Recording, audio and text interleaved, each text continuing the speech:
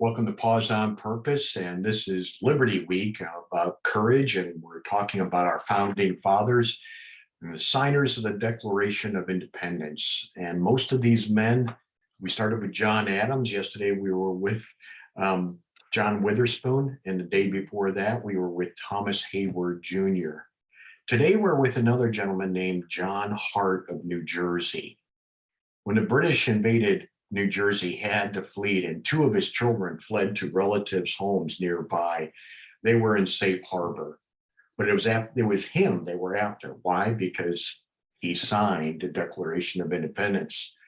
And it says that history says that he spent his time hiding in the woods and also the caves. When he was able to get back, a few months later, his whole property had been looted, and his land had been devastated pretty much, trampled by the troops of the British Crown.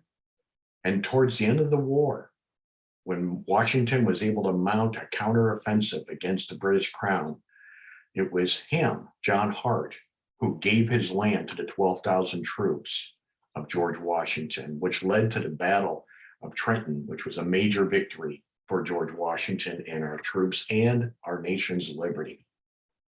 Why do I bring him up? He lived in caves in the woods, also the woods, which reminds me of some of the heroes of the faith.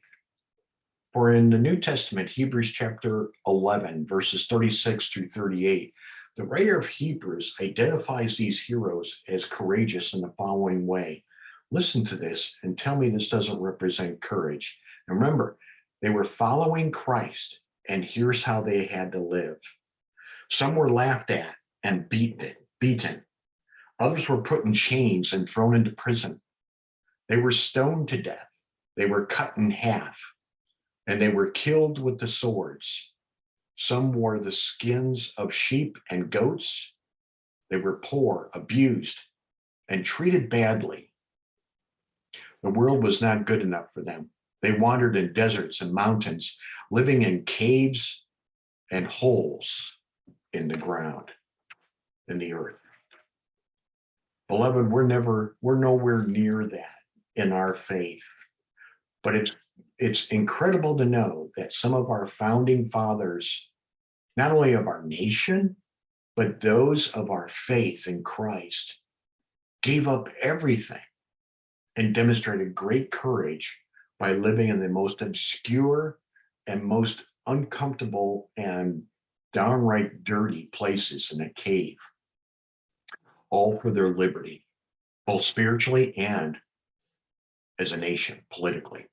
And so today, as you go with God, know that you're not quite there, but know that even in these remote situations when we are called upon, where it feels like we're alone, standing for God all alone, God is still with us all the time. Remember the promise, he never leaves us nor forsakes us. So beloved, today, go with God because he goes with you.